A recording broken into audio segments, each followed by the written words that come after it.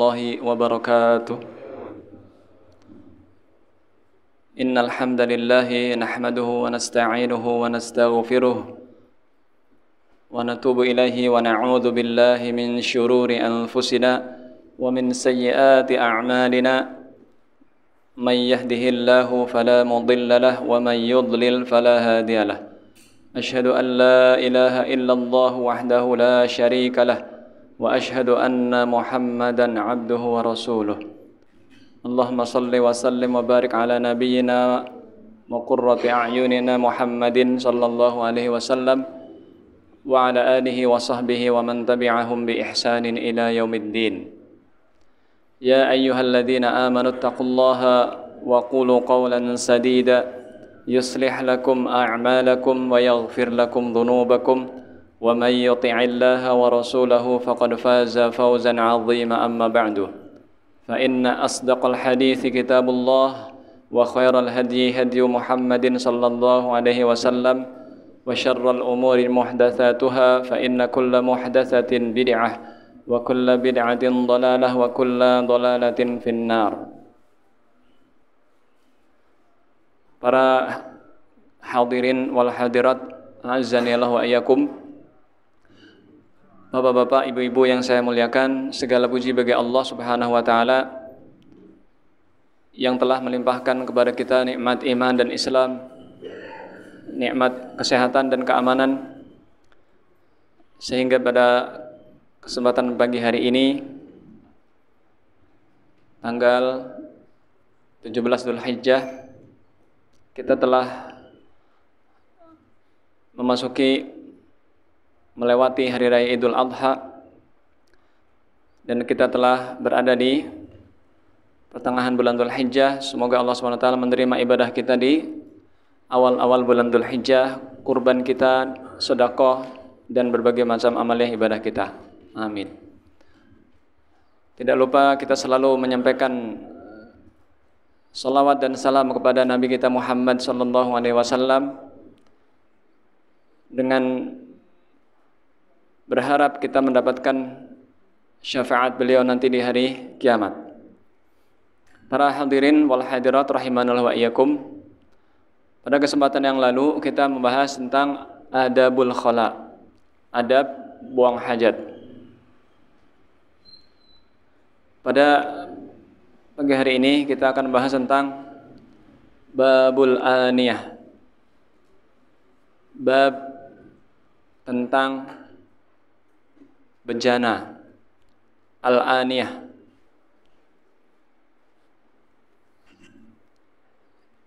Di dalam kehidupan kita sehari-hari kita pasti menggunakan bejana.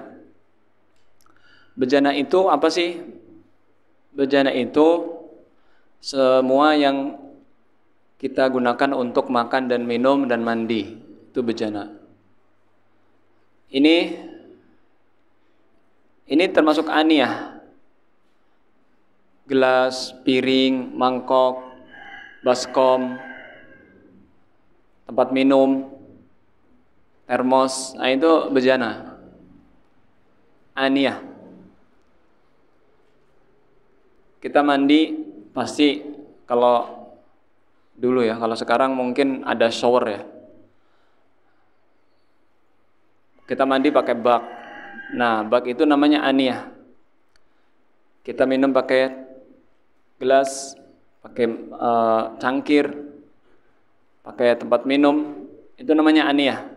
Kita makan pakai piring, makan sop pakai mangkok, nah itu namanya aniyah. Bejana, ember, dan semua yang kita gunakan untuk membantu aktivitas kita sehari-hari yang bisa menampung sesuatu, menampung air, menampung makanan ya. Nah itu namanya aniyah. Kenapa dibahas tentang bab bejana ini? Ya, kita masih membahas tentang thaharah, bersuci. Nah, aniyah itu atau bejana-bejana itu ada 3 macam. bejana plastik, bejana kaca atau gelas, dan bejana kulit binatang.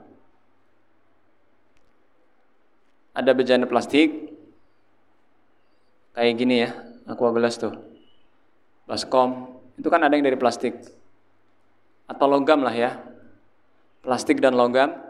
Ada yang dari tembaga, ada yang dari stainless, ada yang dari besi, ada juga yang dari karet-karet ya, dari plastik ya. Sekarang banyak tuh, ada bak dari karet, ada bak dari plastik, yang anti pecah katanya. Bener nggak anti pecah? Ada juga bejana dari kaca, gelas, beling. Ada juga dari kulit binatang. Zaman dulu ya, zaman Rasulullah Sallallahu Alaihi Wasallam, kalau menyimpan minum itu pakai kulit binatang. Zaman sekarang mungkin jarang, atau mungkin kita belum pernah lihat. Tapi di zaman Rasulullah Sallallahu Alaihi Wasallam itu pakai itu. Apa hukum-hukum bejana ini? Bahkan ada yang dari emas, ya enggak? Ada yang dari perak, ada yang dari emas murni. Nah, sekarang kan kadang-kadang ada piala-piala yang dari emas, ya kan? Yang berbentuk cangkir. Nah, itu juga bejana tuh. Ada yang berbentuk piring juga. Penghargaan-penghargaan gitu kan. Nah, kita orang Islam, bolehkah menggunakan bejana-bejana itu untuk makan dan minum? Penulis mengatakan, rahimahullah ta'ala, wa yajuzu isti'malul awani kullaha atau kulliha illa aniyatadz dzahab wal fiddah. Boleh menggunakan semua bejana, boleh menggunakan semua bejana umum, baik untuk makan, untuk minum, ini masih umum. Boleh menggunakan semua bejana untuk makan, minum, mandi, untuk jadi hiasan, koleksi, terutama yang suka mengoleksi benda-benda antik misalkan, kecuali bejana emas dan perak. Kecuali bejana emas, baik murni atau campuran emas dan perak. Fa innahu yahrumul aklu wasyurbu fiha khassatan duna sairil isti'mal. Sesungguhnya haram menggunakan bejana emas dan perak itu untuk makan dan minum. Khusus, kata penulis. Jadi kalau untuk dijadikan hiasan, diletakkan di lemari, boleh menurut penulis. Menurut Syekh Abdul Azim Al-Badawi. Yang tidak boleh buat apa? Makan sama minum. Ada nggak sih orang yang makan sama minum pakai piring emas, pakai gelas emas? Ada nggak? Ada, orang kafir. Kalau kita janganlah ya. Pertama, sayang banget emas buat makan minum. Kedua, menyakiti hati orang miskin gitu. Orang miskin makan aja susah. Ini emasnya buat alas makanan. Kelihatan banget sombongnya gitu. Ya nggak sombong juga, cuman nggak boleh dalam Islam. Berdasarkan hadis dari Hudzaifah radhiyallahu anhu, beliau berkata, "Anna Nabiyya sallallahu alaihi wasallam qala, la tashrabu fi aniyati adh-dhahabi wal fiddah wa la talbasu al-harira wad-dibaj fa innahuma atau fa innaha lahum fid dunya wa lakum fil akhirah." Jangan kalian minum dengan menggunakan bejana emas dan perak. Ini larangan, Pak. Dalam kaidah usul fikih, an-nahyu yufidut tahrim. Larangan itu menunjukkan keharaman. Berarti kita haram makan dan minum pakai piring, gelas emas dan perak. Dan jangan kalian memakai sutra halus dan sutra kasar bagi laki-laki. Karena sesungguhnya emas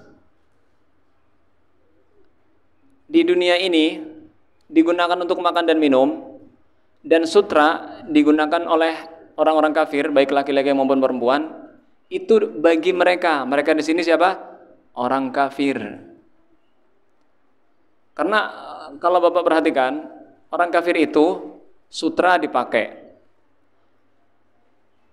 mangkok dari emas, gelas dari emas buat makan, buat minum. Untuk kita umat Islam, hukumnya tidak boleh, Pak.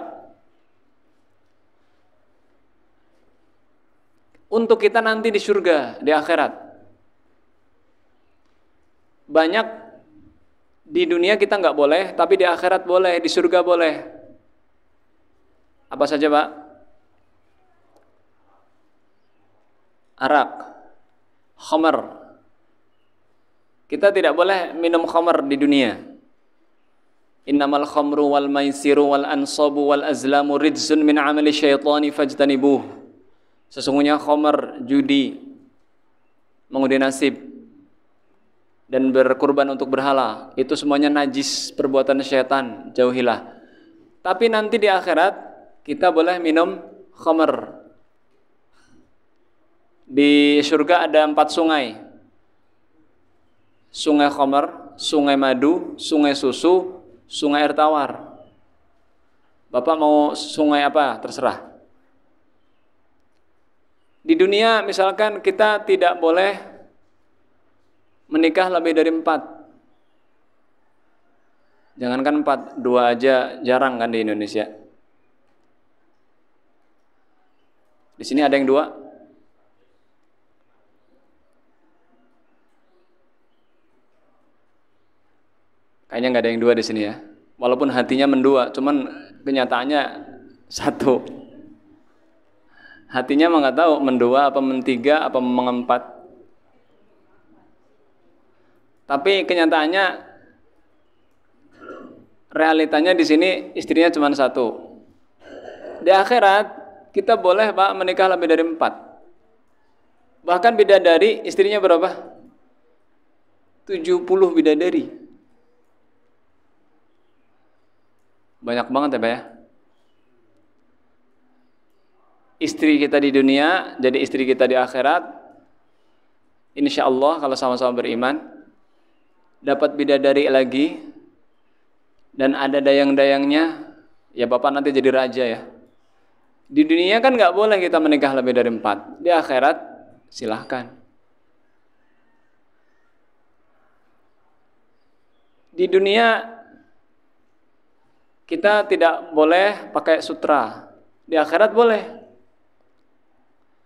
Aliyahum thiyabu sundusin khudru wa istabraq wa hullu asawir min fiddatin wa saqahum rabbuhum syaraban tahura. Pakaian penduduk surga itu sutra, Pak. Sutra halus, sutra hijau, berwarna hijau. Nah, di dunia kita nggak boleh pakai sutra. Di akhirat disediakan oleh Allah Subhanahu wa taala. Di dunia kita sudah bebas melakukan apa saja. Tidak ada larangan. Jadi bejana untuk penggunaan apa saja boleh. Emas, perak, asalkan jangan buat makan dan minum. Ini pendapat beliau. Tapi pendapat jumhur ulama mengatakan buat hiasan aja nggak boleh. Bukan cuman makan minum, bejana, mangkok, piring, baskom, gelas, piala yang bentuknya seperti cangkir, tidak boleh buat hiasan juga. Emas dan perak ya. Karena apa Pak?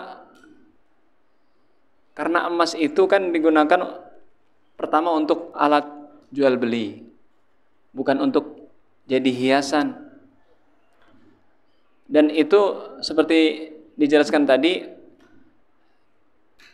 menyakiti hati orang-orang miskin.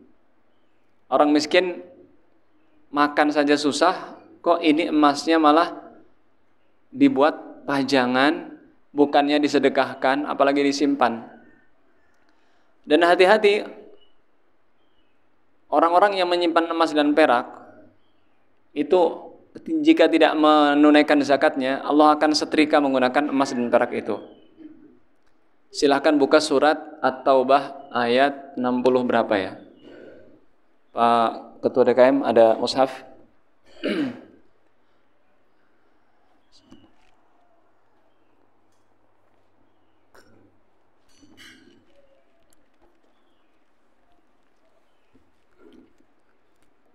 Surat At-Taubah ayat tentang zakat.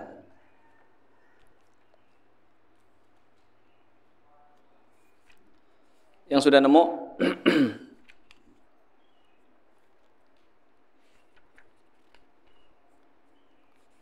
Ayat 60.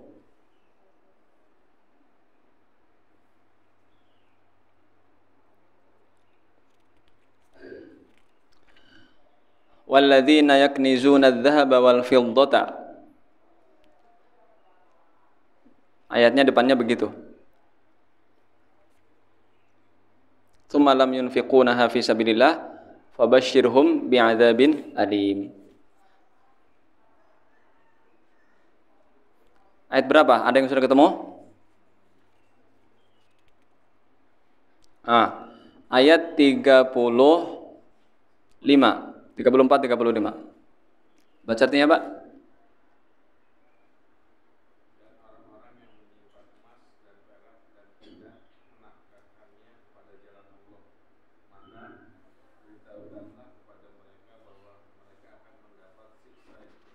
Iya, kalau kita punya emas, perak, tidak dikeluarkan zakatnya.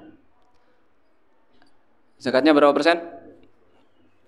2,5%. Terus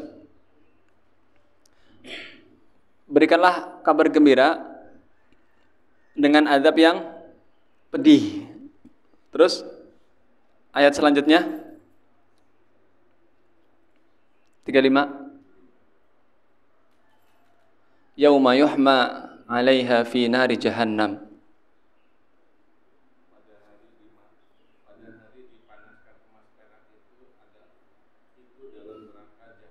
Emas dan peraknya Pak nanti dipanaskan di neraka. Terus dibuat nyetrika dahi mereka. Bayangkan Pak, dahinya disetrika pakai emas sama perak yang disimpan. Terus lambung itu disetrika juga, perut disetrika juga pakai emas sama perak yang dia simpan itu. Terus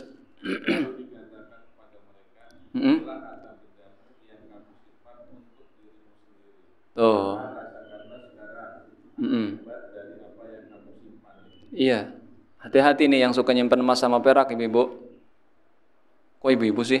Iya, biasanya kan yang suka nyimpan emas ibu-ibu. Kalau sudah sampai 85 gram emas, kalau disimpan Bu, itu wajib zakat. Tapi kalau dipakai nggak wajib. Misalkan ibu punya emas 85 gram, dipakai semua, nggak wajib. Kelingking, manis, tengah, telunjuk, jempol, pakai semua 85 gram tuh. Itu nggak wajib karena dipakai. Tapi kalau disimpan wajib. 85 gram. Sekarang 1 gramnya berapa? Yang 24? Yang 24 Pak. 1 juta. Ya udah kali 85, berarti 85 gram. Berarti kalau ibu sudah punya uang 85 gram, sudah punya emas 85 gram, wajib dikeluarkan 2,5%. Tapi harus sampai 1 tahun haul. Nisab. Berarti ini udah orang kaya. Ibu-ibu kalau punya emas segitu berarti udah orang kaya, Bu. Kalau belum berarti setengah kaya.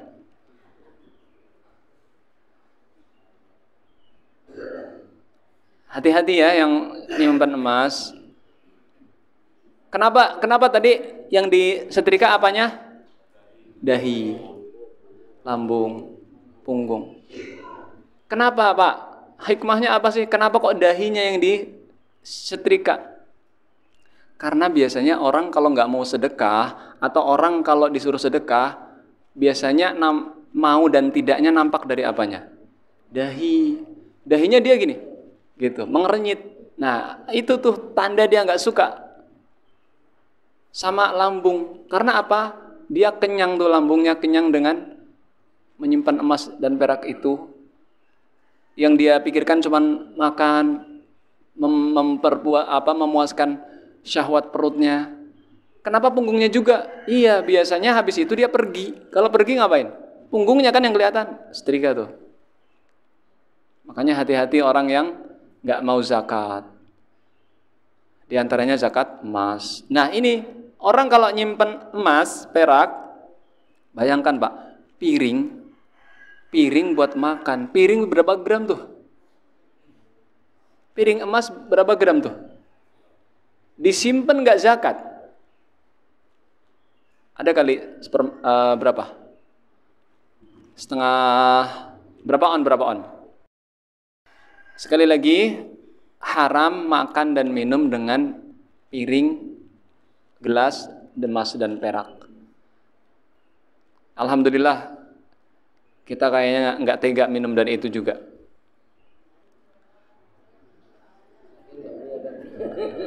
Nggak punya. Tapi Pak, orang-orang kaya yang duitnya miliaran, triliunan, itu punya banyak. Ini hadis itu berlaku untuk hari kiamat, sampai hari kiamat. Berarti ada yang memiliki bejana dari emas. Makanya dilarang untuk makan minum, dilarang.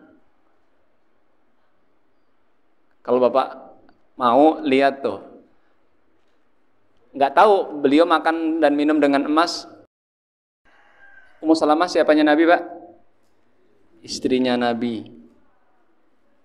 Istrinya Nabi ada berapa, Pak? 11. Istri kita? 1. Kurang 1 berarti kan? 1 tambah 1, 11 kan? Siapa yang tahu, siapa yang hafal nama-nama istri Nabi?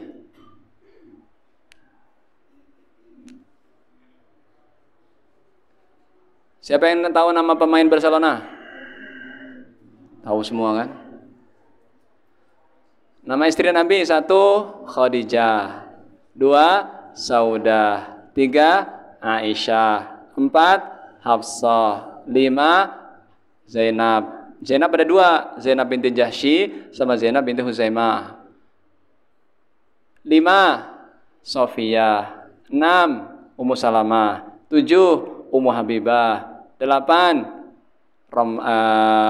Maimunah. 9, siapa? Juwairiyah. 10, siapa? Fatimah anaknya. Maria.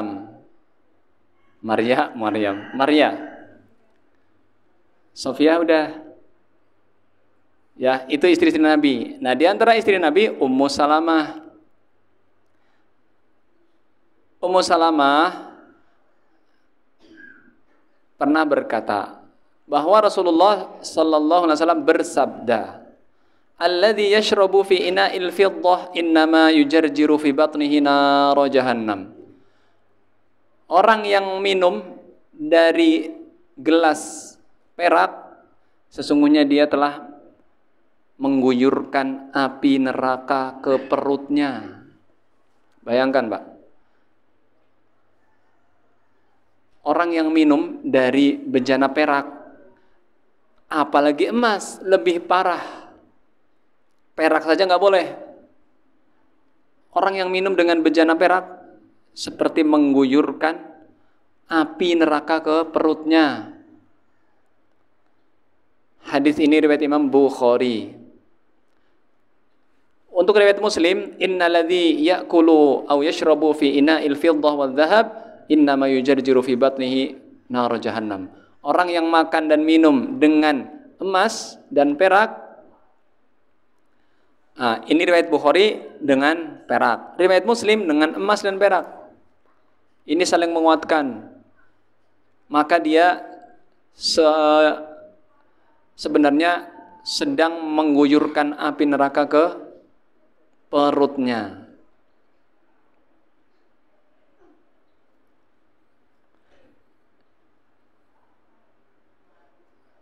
Jadi itu pembahasan kita tentang bejana.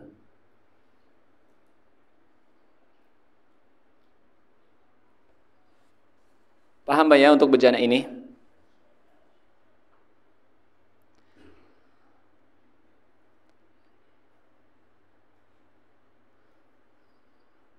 Nah, setelah kita membahas bejana, sekarang kita membahas at-taharatu lis-shalah. Bersuci untuk salat. Berwudu. Di dalam Islam sangat memperhatikan kesucian dan kebersihan ketika akan beribadah kepada Allah Subhanahu wa taala. Di antaranya adalah tentang wudu atau at-taharah. Dari Ibnu Umar radhiyallahu anhu, beliau berkata, "Sami'tun Nabiyya sallallahu alaihi wasallam yaqul." Aku mendengar Nabi Muhammad sallallahu alaihi wasallam bersabda, "La tuqbalu salatun bi ghairi tuhur." Tidak diterima salat tanpa berwudu. Wat taharatu naw'an. Bersuci atau menghilangkan hadas dengan dua cara. Bersuci sebelum berwudu, sebelum salat itu dengan dua cara. Yang pertama, taharatun bil ma, bersuci dengan air, yaitu wudu. Yang kedua, taharatun bis sa'id, bersuci dengan debu atau tanah, disebut dengan tayammum. Yang pertama, bersuci dengan air. Al-wudu wal ghuslu, bersuci dengan air. Yang pertama wudu, yang kedua mandi.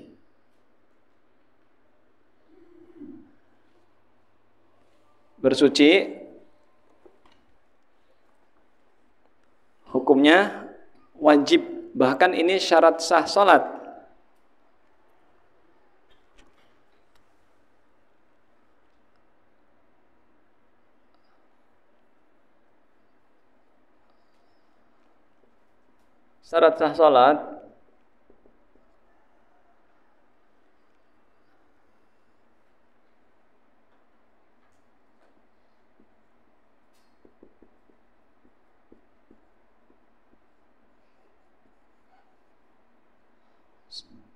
Syarat sah salat apa?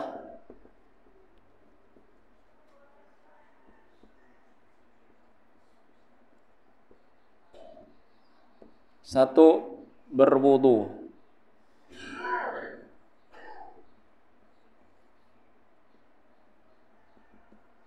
Kedua apa? Menghadap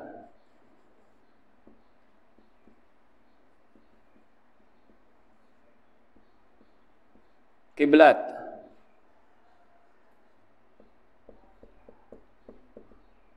Ketiga apa? Masuk waktu. Keempat apa? Menutup aurat.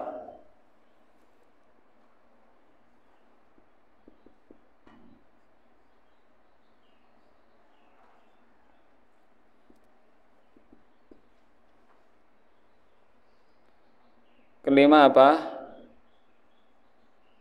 Suci tempat dan pakaian.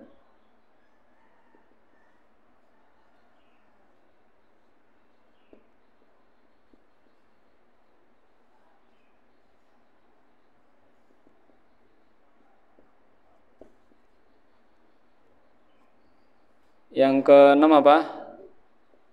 Niat. Niat dalam hati. Ya. Sekarang kita bahas bersuci. Bersuci ada 3.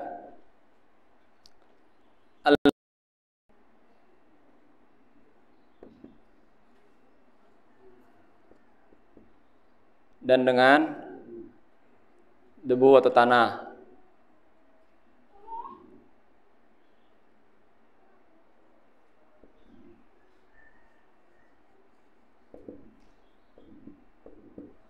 Dengan air ada 2. Wudu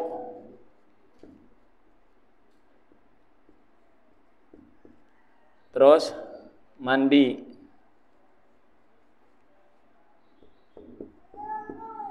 Dengan tanah 1. Tayammum.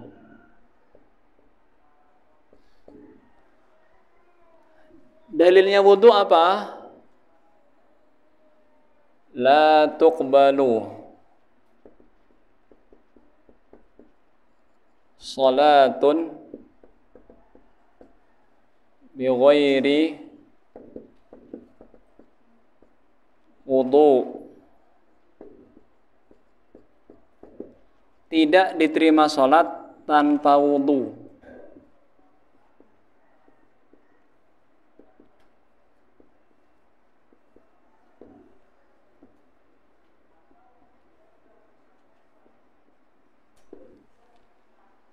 Nah, ini syarat sah salat, Pak. Kalau salat itu harus wudu. Yang kedua menghadap kiblat, yang ketiga memasuki waktu, yang keempat menutup aurat, yang kelima suci badan, suci tempat. Suci badan udah, suci badan di sini ya. Suci tempat, suci pakaian, terus niat. Nah, wudu ada tata caranya. Ayat tentang wudu ya.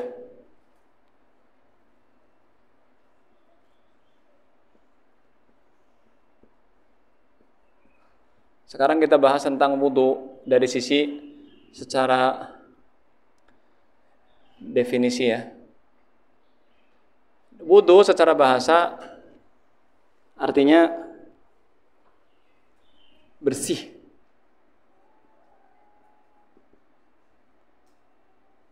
Adapun secara istilah, definisi ya, secara istilah,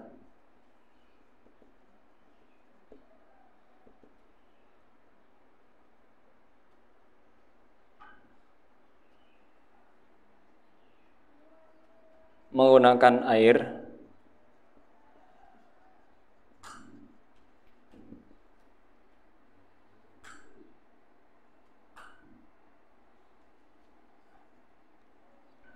air yang suci untuk membasuh dan mengusap anggota wudu dengan tata cara khusus disertai niat.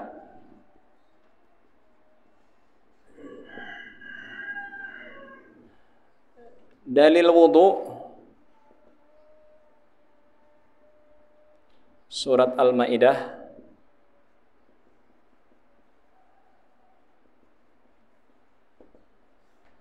ayat 5 kalau enggak 5 apa 6? 6. Dalil wudu surat Al-Maidah ayat 6.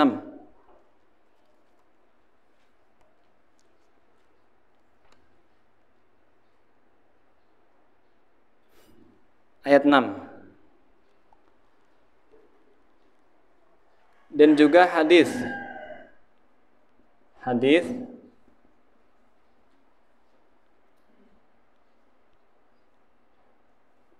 Utsman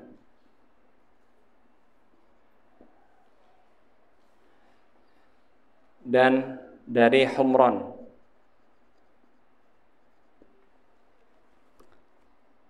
Rukun wudu. Rukun wudu satu, membasuh wajah.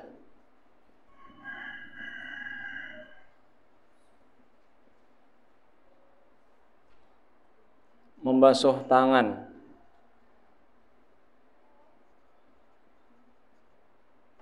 Kedua tangan sampai siku. Harus kena siku ya. Mengusap kepala. Membasuh kaki.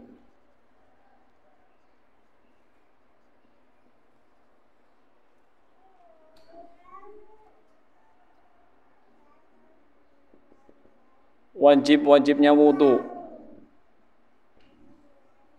Sunnah-sunnah wudu.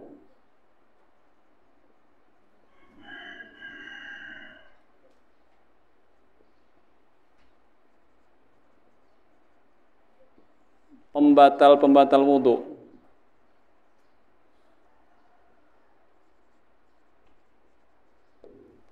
Nah, ini yang akan kita bahas. Wudu, definisinya, dalilnya, rukunnya, wajibnya, sunnahnya, pembatalnya. Dan amalan-amalan apa yang disunahkan berwudu. Banyak pembahasannya. Sekarang kita bahas tata caranya. Sifatnya atau tata caranya. Tata caranya sudah tahu semua insyaallah. Ini wudu yang sempurna. Rasulullah bersabda, la tuqbalu sholatun biwiri wudu. Tidak diterima sholat tanpa wudu.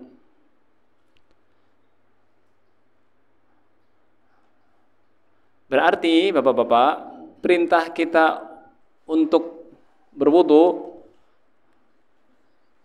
pertanda bahwa keabsahan sholat kita ditentukan juga oleh benarnya wudu kita. Bahkan sampai-sampai Rasulullah SAW bersabda, wailun lil aqabi minan nar.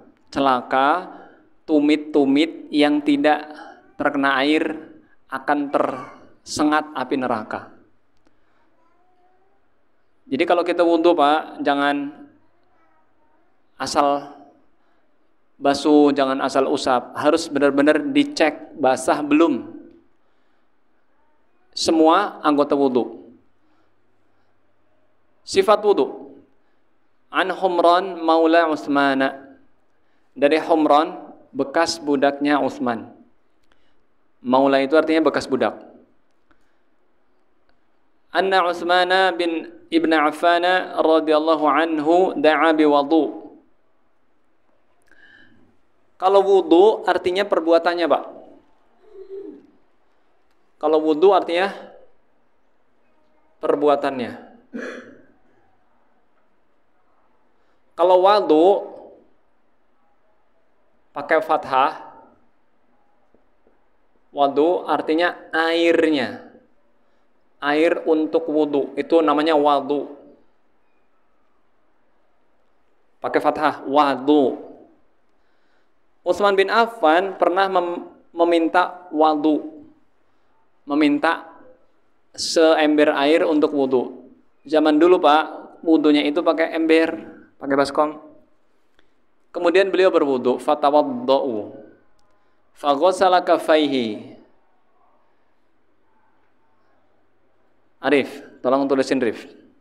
Saya baca antum nulis. Mana Arif?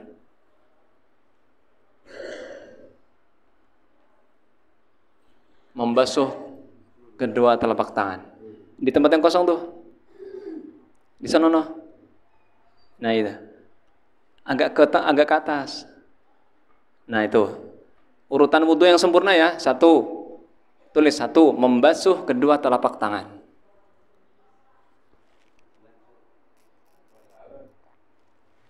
Pakai bahasa Arab, ghuslul kafain.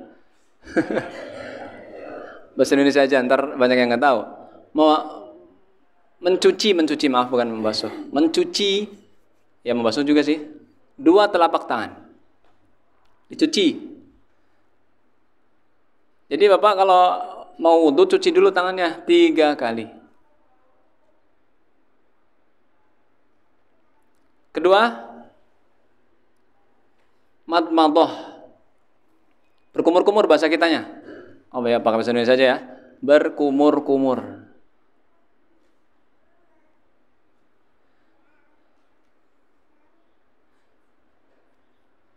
Dan berkumur-kumur dan istinsyaq. Istinsyaq tahu Pak ya? Masukin air ke hidung. Idkhalul ma ila al-anf. Jadi Bapak sekalian berkumur, itu masukkan air ke hidung. Dihirup.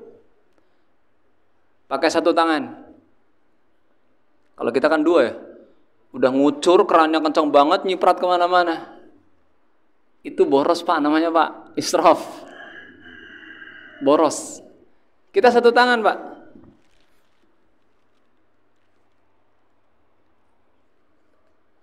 Terus ketiga, istinthar. Kalau istinthar, setelah memasukkan, kalau memasukkan namanya istinsyaq. Kalau mau mengeluarkan namanya istinthar. Pakai tha, is pakai sin, istinthar. Mengeluarkan air dari hidung 3 kali juga. Dihirup benar-benar Pak. Jangan cuman kena hidungnya doang, dihirup. Dihisap, dihirup. Ya. Keempat, membasuh wajah 3 kali. Ada yang udah mimpi kemana tuh?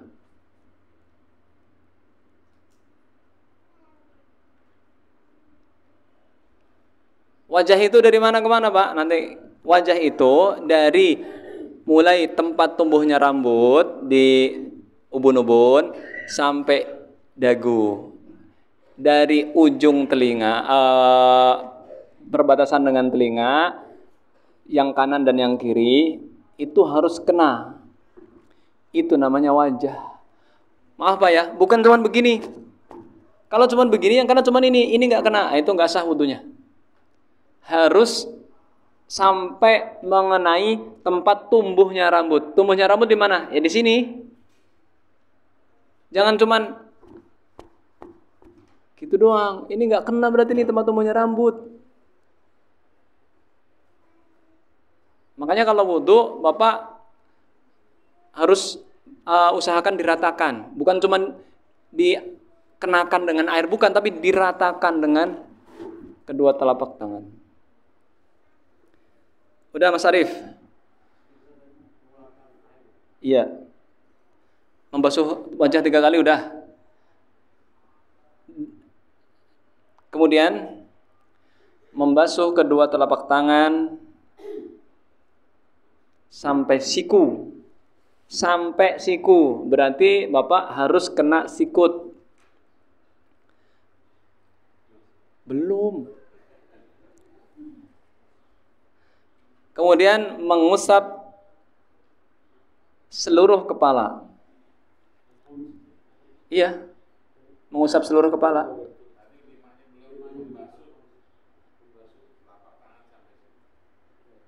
Kedua tangan. Telapak tangan tadi di awal. Kedua tangan sampai siku. Siku.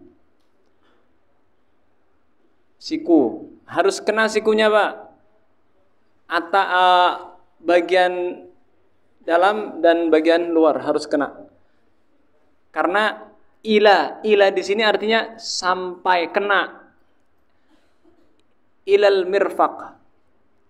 Yang ke berapa? 6. Mengusap kepala. Itu semuanya kanan kiri ya, tangan kanan kiri. Mengusap kepala, mengusap Pak ya. Mengusap itu berarti Bapak airnya dibuang. Jangan ambil air setelapak diguyurin. Itu namanya bukan mengusap, itu namanya mengguyur. Mengusap itu artinya Bapak basahin dulu tangan, dikit aja dibuka, dibasahin, kemudian buang, baru diusapin ke kepala. Itu namanya mengusap, bukan ngambil air diguyur ke sini. Itu namanya mandi. Mengusap itu cukup tangan Bapak basah. Jangan sampai tangan Bapak tuh saking ingin mantepnya gitu, penuh gitu segini.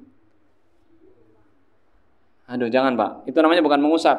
Terakhir, membasuh kedua kaki sampai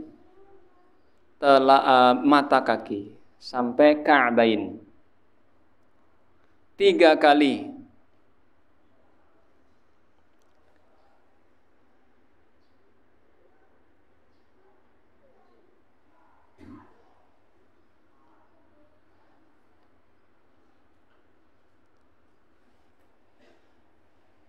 Ya, jazakallahu khairan wa barakallahu fiikum wa zadakallahu ilman wa hirsan.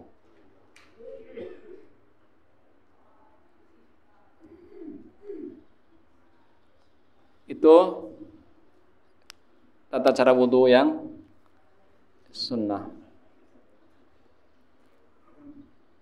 Sudah bisa semualah ya. Cuman harus lebih perhatian lagi. Jangan sampai kita wudu itu asal apa ya, ngerjain. Enggak Pak, jangan asal mengerjakan. Ini kalau wudu pakai ember. Dan perlu diperhatikan Pak, kalau pakai ember, Bapak jangan langsung nyelupin tangannya ke ember. Tapi kalau nggak ada gayung, embernya miringin, guyur yang kanan dulu. Embernya dimiringin dulu. Kalau ada gayung, ya gayungnya buat ngambil air, buat guyur yang kanan dulu, kemudian yang kiri. Baru kita ngambil airnya langsung pakai tangan. Apalagi setelah bangun tidur. Setelah bangun tidur Pak, tidak boleh kita langsung mencelupkan tangan kita ke ember. Harus dicuci dulu. Itu kalau pakai ember. Kalau pakai keran ya udah langsung di keran. Karena di zaman dulu Pak, di zaman Rasulullah Sallallahu Alaihi Wasallam itu wudunya ya pakai ember. Tidak ada pancuran begitu. Pakai bejana.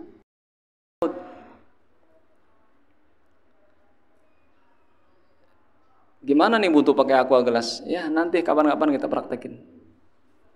Cukup. Jangan kayak orang kebanyakan. Apalagi ada yang sedikit airnya, nggak usah banyak-banyak. Wallahu a'lam bishawab. Wassallallahu ala nabiyina Muhammadin sallallahu alaihi wasallam. Jika ada yang bertanya, tafadhalu.